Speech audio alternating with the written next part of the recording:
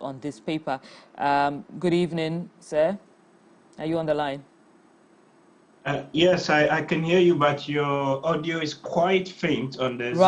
Right. Is it clearer now? Maybe if I'm a little louder, Yes. it will be clearer. So listening to Mr. Kujo talking about, people just refusing to pay this tax, probably because of the manner in which the tax was implemented. And people do have a right to avoid paying the e-levy if they're doing it the right way anyway. But is it too early for us to measure the results of the e-levy? It's barely been 2 months. No, I don't think it's too early. I think, in fact, what this survey, which I was privileged to actually have been part of, does is to tell us, in a sense, where the direction is heading, and to get the government and the policymakers to perhaps think about some potential corrective actions as and when needed. So I've heard people say, well, it's too early, and that we should have waited and all of that. But I fundamentally disagree with that, because this is a sentiment survey. You're actually capturing the snapshot of people at a particular point in time. And we do actually intend to repeat the same survey in the next couple of months, just to see if indeed the attitudes would have somewhat shifted. But secondly, by that time, we'd have also had some additional data coming through from the Bank of Ghana, and hopefully the new platform that the GRA is building for collecting the e-levy would have also been fully rolled out.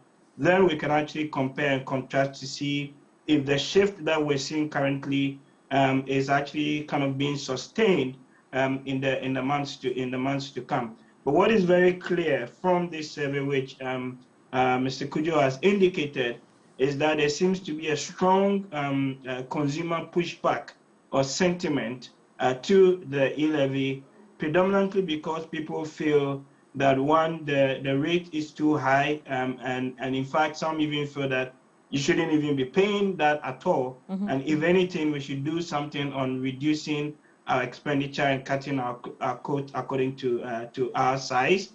But number two, what it also does indicate is that people feel that government could do a little bit more on, using other tax handles to raise the monies that are needed for development. An example here, things about like, the exemptions that we give away, and then even things around payroll reform, etc. So that's just what I can say to that.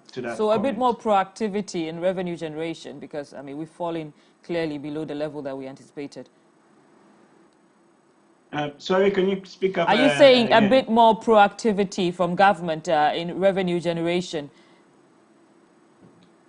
Yes, we need more proactivity, but I don't think that the solution is necessarily the e-levy. The way the e-levy had been sold to us and to a lot of Ghanaians, at times it felt as though it was the panacea to all of our problems. Some people even said it was the Ajinkwa, the savior to Ghana's woes, and it was presented at some point as though we have e-levy or we go to the IMF. And part of the pushback really is the way the PR and the comms around it was sent out. But yes, we do need to raise more revenue. That is a given. But there are better ways, in my view, of raising that money and those revenues without necessarily having to resort to the e-levy. And even if we have to stick to the e-levy, what this survey is also telling us is that perhaps government should actually consider reducing the threshold to below 1%. Some of us have advocated for 0.5%. And what that would do is actually to rake in much more revenue than what is currently coming in. Because at the moment, the cost of using your digital financial services, such as Momo, is actually less than the levy that you're paying. And this levy, remember, is not tied to any tangible value creation in that sense of the word. Dr. Champong, if we're looking at probably a reduction in the threshold of the e-levy, finding other innovative ways of raising revenue. Other people have argued that we can simply just go to the IMF because it seems like it's time to go back to the IMF. Is this a sustainable option? I think we need to be a bit careful on the IMF debate. I personally think that if we look at the core sort of macro indicators and even some of the micro stuff, yes, for sure, we do have challenges. Inflation is way outside of the central bank's own policy target of 6 to 10%. We've seen the growth numbers dipping now a bit. Our balance of payments and even the international reserves of the country have dropped from about 5 months now to 3.7 months, and the critical threshold, often where countries have to run to the IMF, is typically below 3 months in that sense of the word. So the numbers aren't looking super great, but if we went to the IMF, some of the other things we'd have to do, basically we'd have to undertake the structural reforms that are needed to actually turn around the economy. And then, of course, they would bring some money, right, as well, depending on the type of program you enter into with the fund. I think possibly if we did, we might end up with another ECF, extended credit facility, in that regard. But what we really need to do and to turn around the economy or those reforms is such that we can actually do them without necessarily the stick, and I call the IMF sometimes like the headmaster holding the stick and telling you to do the right thing. Right. So for a policy credibility point of view, I think we can do what we need to do. But sometimes, of course, with the IMF, there's also a signaling effect that we need to take into account, in the sense that if you look at all of the people that Ghana owes now, many of them are private investors who hold Eurobonds and things like that.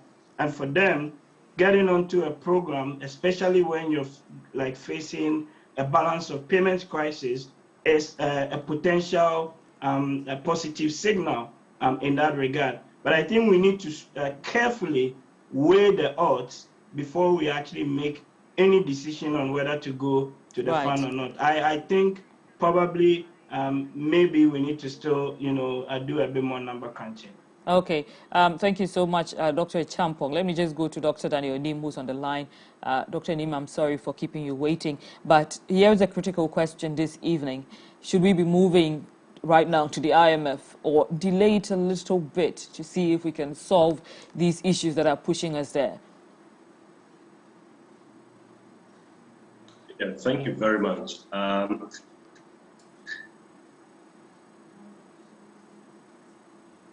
Dr. Nim, can you hear me? I think you're... Okay. I think we're having some issues with the line. Yes, I can hear you. Okay, all right. Yeah, you can hear me? Yes, I can. You seem to be freezing a little bit. Can you hear me? Yes, I can hear you.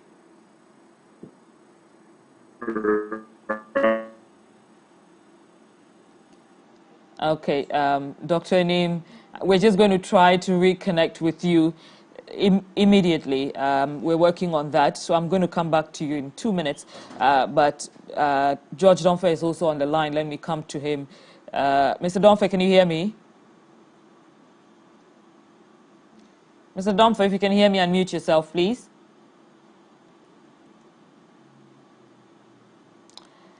Hello, Mr. Domfe, can you hear me? Yes, I can hear you. Okay, great. I couldn't hear you at all. But just the same thing I was trying to get Dr. Nim to respond to, which is our central question this evening. Is the IMF option the only available option right now to get Ghana out of the revenue pickle that she has gotten herself into? Yeah, let me thank you very much for the opportunity and also say good evening to my colleague panelist.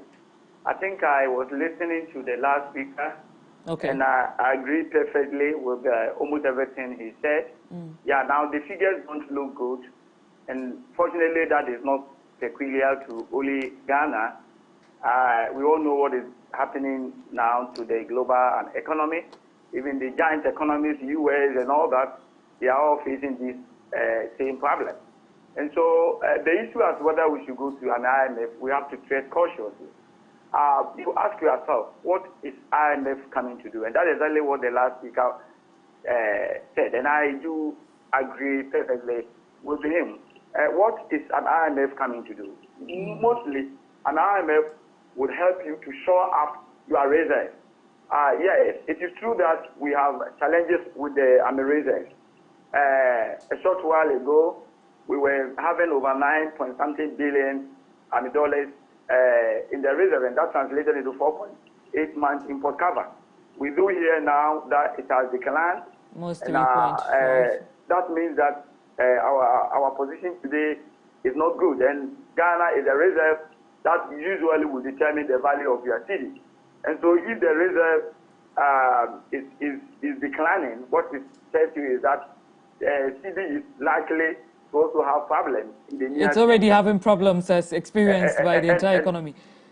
Yeah, it did. During the first quarter of the year, we saw, that the depreciation was very, very bad. But now it has stabilized. If you look back to the last 2 months or so. Yeah, stabilized, but still at some 8.2 cedis to a dollar. Yeah, so. I'm talking about interbank exchange rate. Right. It's still not better. If you look at the performance of cedi in the last few years, okay. and compared to what happened this year, you could clearly see that this year it has performed very badly. And so that is true. And it may even get worse if the reserves get depleted to that level where we don't want to see. And so anytime you go to an IMF, they will not come and give you money that go and give this money to your how do you call it? Your workers. Go and use this money to construct roads. Go and do this. No. Basically, they want to help you, address the problem of your exchange rate that is helping you to show up, your reserve in order to, as it were, maintain strengthen your local currency at a reasonable rate. And so that is it. And so the question is, do we need that now? And that one, if you ask me, I think we need it.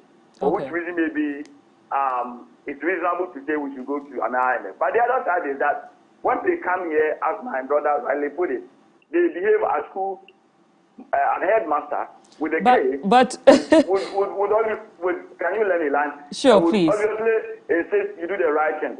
Now they are going to ask you to cut your expenditure. And today, this year, we are. If you look at the budget, we have to spend 137 billion, right? Once an IMF comes in, and the revenue generation would have been, I think, the targeted revenue hovers around 100 billion, so that the deficit is the fiscal deficit is supposed to be 37 billion. That translates to somewhat, I think, 9 something percent of the GDP. Now, if IMF comes in, the only simple message they are going to give you is that cut your expenditure to commensurate with the level of income or revenue mobilization, right? And do we need that? If you look back to 2017, 2018, 2019, clearly we did very well when it comes to fiscal management because we recorded positive primary balance. To suggest that we were very cautious, we were not spending out of, the limits. And those were the years we also had the Fiscal Responsibility Act. What an IMF would have to do, we now have Fiscal Responsibility Act doing that. What the Act seeks to do is that you don't incur fiscal deficit of more than 5% of your GDP. Unfortunately, because of the situation we find ourselves, that Act has been suspended, and that's why today the fiscal deficit is way beyond the 5%, right? And so already what they can do, we are doing those things with the law. And my brother, this is not the first time they are coming. We've worked with them for over 15 years or so. I've always maintained that an IMF only gives fish. They are not able to teach you how to fish. And so the moment they go, you be where you were. And it is time we took our destiny, into our own hands and decide what we can do. We have people here. We are very good at the economy. Listen to my brother who just spoke. You can clearly see that we are great in this country. We have people who can think. It's for the government to use these people to think and let us tone down on politicization of almost every issue that comes. Let's see ourselves as one people. You know, an IMF will not always work to your interest. Seriously, and I have followed since the formation of this particular institution, apart from West Germany, that the fund helped. And later it became known as an International Monetary Fund. And yet to see a particular country that has worked under their conditionality and has come out as a giant economy. You know, and so we need to think about all these things. Any little thing, then we run to them. And when they come, they give us a fish. As soon as they go, we will then be left in a situation where we need fish and we can't get fish, and we have to go back to them again for fish. This is my problem, my brother. Right, Dr. Domfe, thank you for that submission. I just wanted to ask you a few further questions, but let me see if Dr. Anim's line has stabilized. Dr. Anim, can you hear me? Yes, hello. Yes, great. We had issues with your line there. Now, if you listened to George Domfe, he was saying that when the IMF program comes in, what they usually do is to give us fish and not teach us how to fish. So in just a few years, we're back to square one. But is it a problem of them not teaching us how to fish, or we refusing to learn because we haven't been to the IMF once? We have seen the structures that they take us through. We know exactly how to institute those structures. But why can't we do it ourselves? Yeah, thank you very much. The IMF is not the game changer to any economy. If you go through the literature and the kind of work IMF have done to economics, some of the policies, they use the economics as a guinea fowl, for experiment. So if you are an economy and you solely rely on advice from the IMF or any other international institution, you are bound to fail.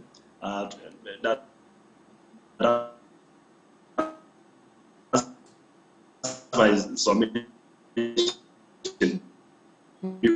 because some of the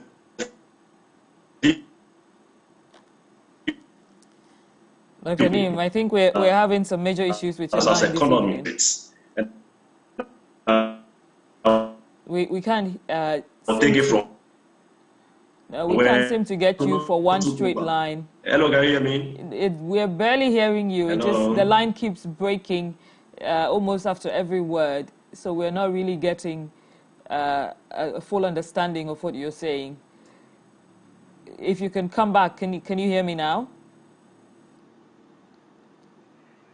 Yes, Dr. Nim, unfortunately, your line keeps freezing. I wish we could get your submission there. But let me go back to Dr. Domfe with the same question, since it was on the back of what he said. Mr. Domfe, given what you said about the IMF not teaching us how to fish, so my question there, which Dr. Nim was just answering, is that is it a case of us refusing to learn?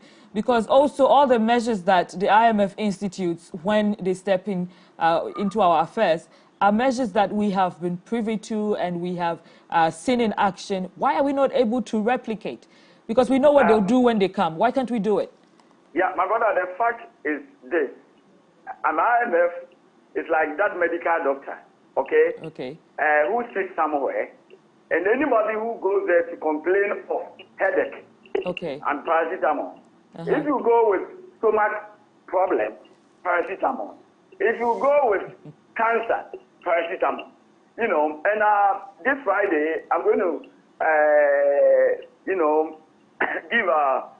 deliver a kind of speech, if I should put it that way, to Dankwa Institute on Washington Consensus. And brother, if you follow the Washington Consensus and how they were formulated, you could see that an agenda was set up somewhere to make sure African, economies and economies such as Ghana remain where we are forever. You know, so the Washington and the Consensus is now ruling Africa, the emerging markets and economies like Ghana and many other countries. And IMF is using the Washington and Consensus to always tell us what we should do. For example, the deregulating that they forced us into around 2005, which we wholly subscribe, the regulation of the petroleum sector. We started the exercise 2006, 2006 and by 2016, we have deregulated the sector. Today, look at what is happening. Assuming we were, our economy is not too market-oriented.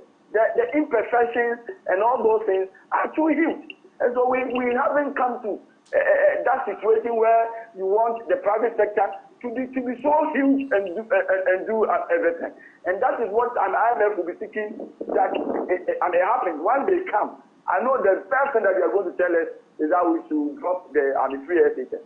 There are so many things. And when they were with us, I'm George Donfer who is talking to you, when I got promotion to the position of senior lecturer and at the University of Ghana, normally your promotion will not come maybe sometime about a year after you had applied. And when it comes, they pay you arrears. Because of an IMF, instead of George Donfer being paid his arrears, I got only 3 months. Those days, somebody will work for 4 years, and government will pay that person only 3 months. Doctors were ready. My own child, who is now I'm a doctor at Kwalebula, and say my cousin's child, but he has stayed with me so long that he has become my child. Doctor and Owusu finished his housemanship at this place. What was the name? Tamale Teaching Hospital 1 year there, and did another 1 year at St. Patrick and Offenso. Came and stayed home for almost 3 years without working. A medical doctor. Meanwhile, we needed doctors to work. And we couldn't do that because an IMF said, no, you have to take your wage bill. Some of these things, if you always want to follow them, it doesn't help you to progress. Seriously. And that is why I'm saying that by the grace of God, we also have people who are very knowledgeable. I know so many professors of economics, senior lecturers of economics like me, like myself, lecturers of economics, researchers, very good people. I move around all the time. I meet very good people in Ghana. Even when I go outside Ghana, some time ago I went to Canada to present a paper. I met a Ghanaian professor in economics by the name Anegasi, Professor Anegasi. So fantastic and doing so well in Canada. It's time we look for all those people. Let's gather them. Let's think about what we have in Ghana, how we can make what we have better. That becomes much more sustainable because we understand our situation. We understand what is happening here. And so whatever solution that through research we are able to put together can help us to develop our economy in a sustainable manner. Rather than us sitting here and somebody who doesn't know so much about what is happening here, coming to tell you do this, do that, do that. You do that and you get the solution. Within a minute, it falls into the clean air.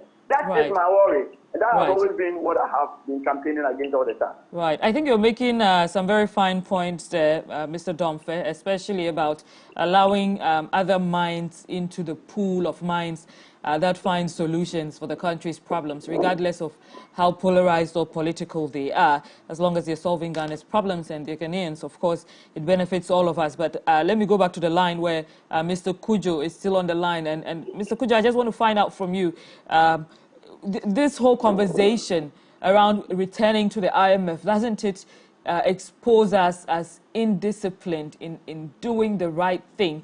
Because the solutions that the IMF will implement are solutions that are known to us. Why are we not able to, on our own, institute these solutions? Why do we need an external hand to be able to adjust?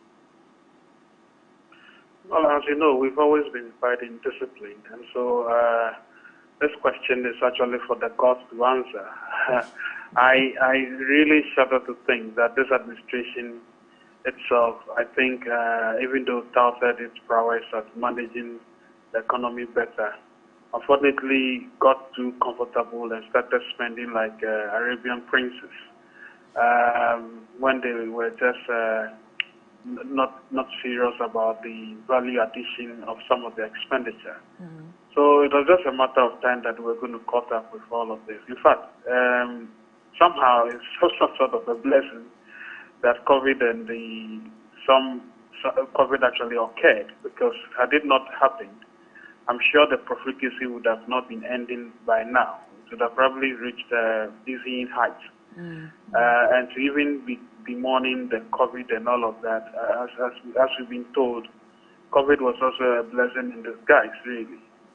So I think the question about discipline It's one that I'm not able to answer, except to say that governments like to spend large, and this government in particular has been very, very, very profligate and quite unwise in their spending. Look, even in the midst of the so-called penury and the poverty of our funding sources, we are still spending millions of dollars of taxpayer money in a worthless cathedral, aren't we? We are. So, I mean, I guess that the question you ask has a straightforward answer. I guess they're just not serious.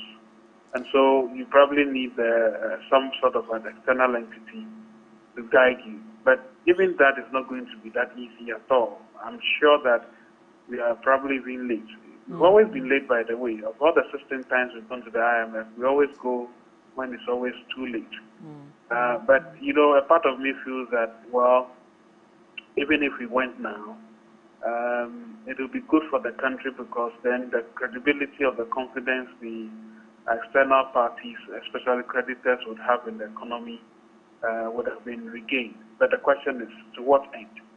Because as soon as the confidence is restored, are we going to go back to our old ways of spending unwisely?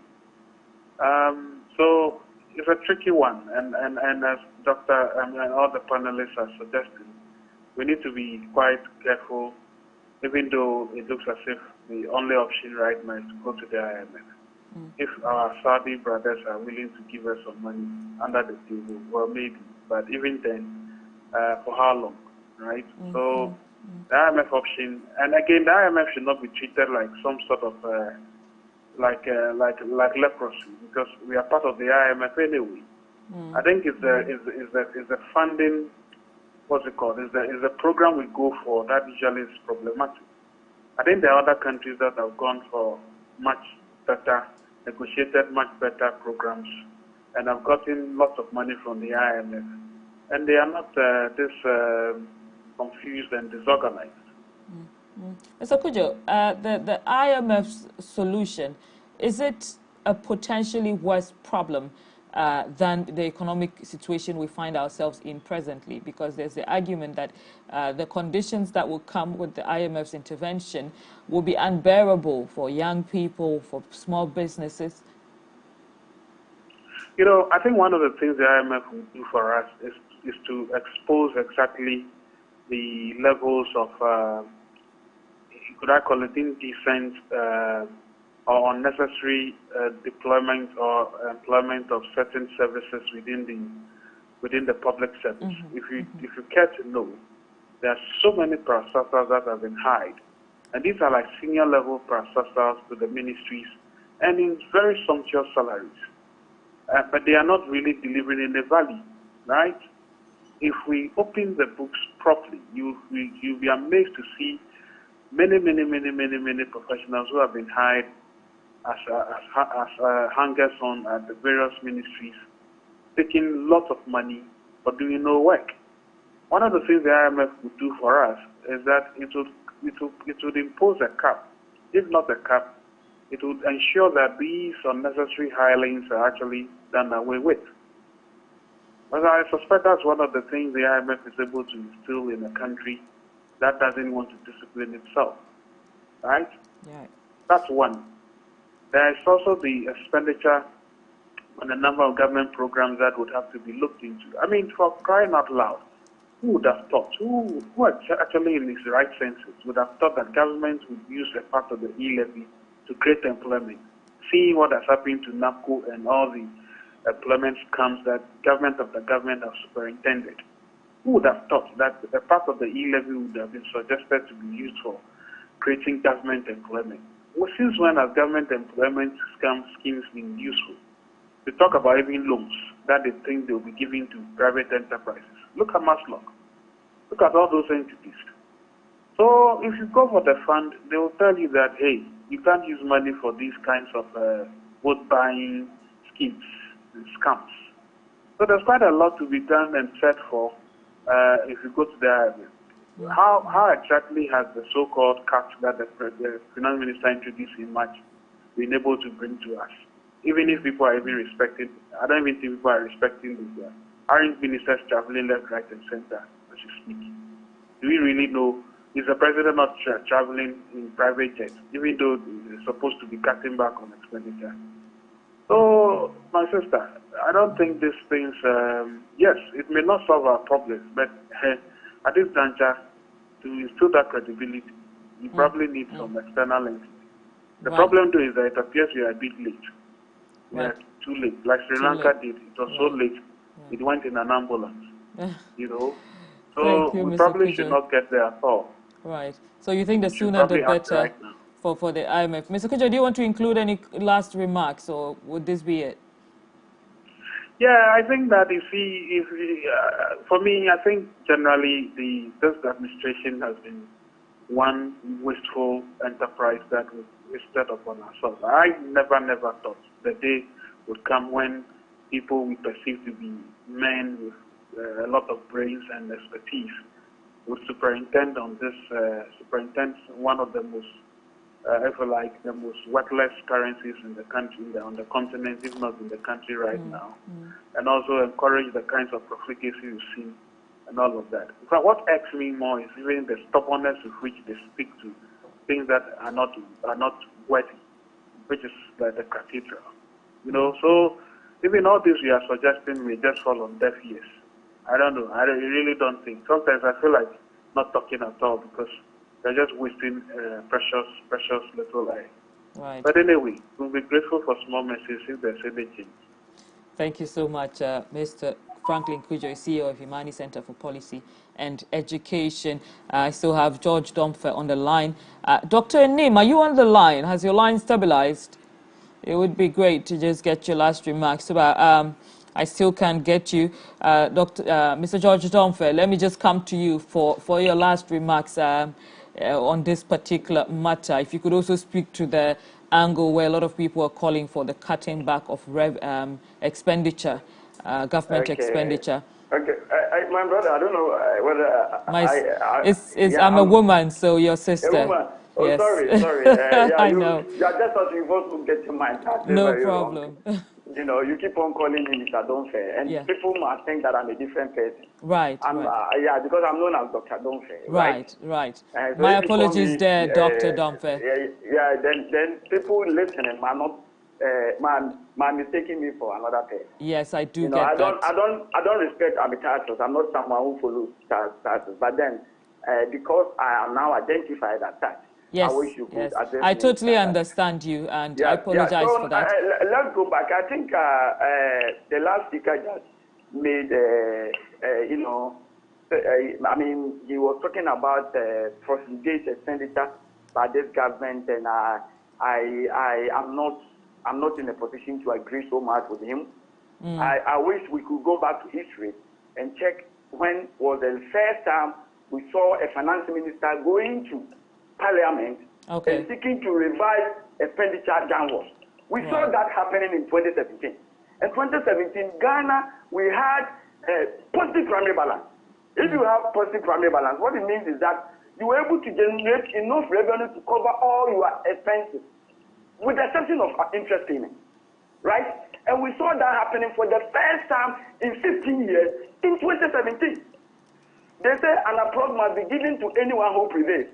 Of course, he mentioned some other expenditures, like on cathedral that is useless, worthless, or whatever. If that's what he thinks, maybe, he might be right from his own perspective. Right. But then let's look at the general view. I want to look at the expenditure basis and revenue. And if you look at the first 3 years of the last government, we saw 2017, 2018, 2019, Ghana recording positive primary balance. And that was so mean an achievement, right? We like always talking about negativities, and sometimes when somebody prevails, we don't want to talk about it. If you seek my opinion, the finance minister going to Parliament in the media review revising expenditure downwards was so positive that we have to sing his praises for that particular act he did, and he didn't do it for once.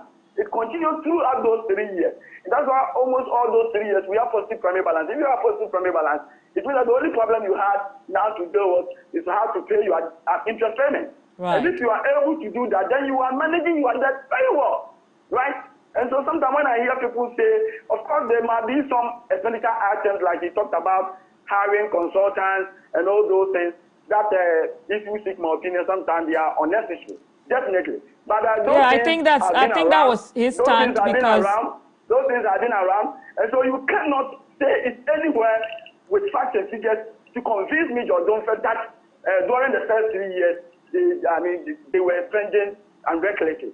Dr. Dunford, you don't believe government should cut down on expenditure? We recorded positive primary balance for 3 consecutive years, and that is a record. Go back to Ghana's economy from 1957 and study the figures very well. Right. Thank you, Dr. Dunford. I wish we could do such things so that it doesn't always have to be, shouting negativity.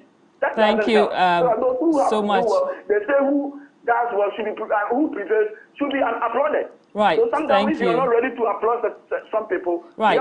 Thank you, Dr. Dunford. I think the opinions of all the panelists are valid, especially when it can be proven by facts and figures out there.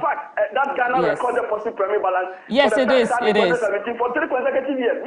Yes, Dr. Dunford. I think some people also still believe that there's a lot of expenditure that should be cut back. What he's talking about that he to pick those items and talk about that. But if you generalize it, that the expenditure and the revenue, vis-a-vis revenue, wasn't working well. Then I think from 57 coming, we're doing so well. Right. And people listen to us might not know that you. Dr. Dunford, we've run out of time.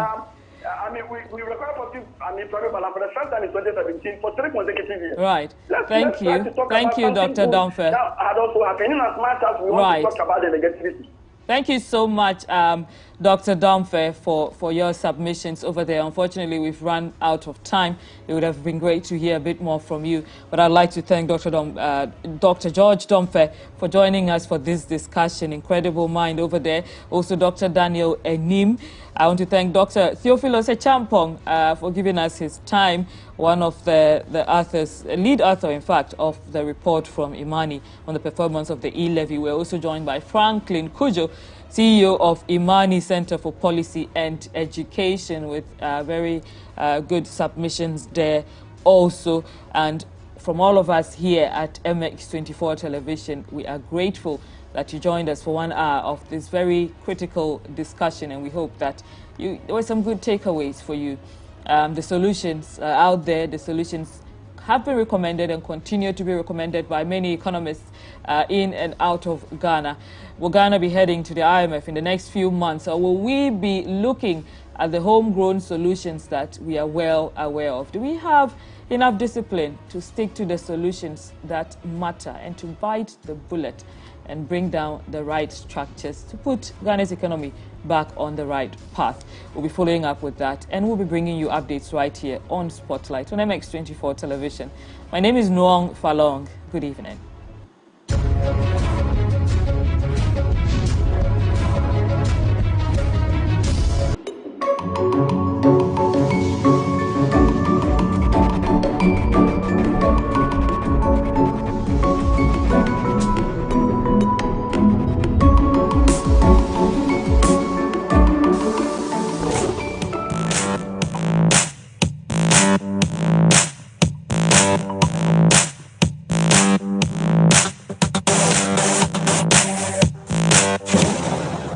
Good evening, lovely people. It's another Tuesday evening right here on MX24, and you know how we do it. My name is Eddie Combs, your regular host for Tech Today. Don't forget to join the conversation on all our social media platforms at MX24GH, at MX24GH, everywhere with the hashtag Tech Today. I've been particularly excited about the release of the new Google Pixel 6, and it does come with Android 12, and the features are so exciting, and we're going to go into that and more, so much more for you today. But before that, let's go for this quick commercial break. We'll be right back.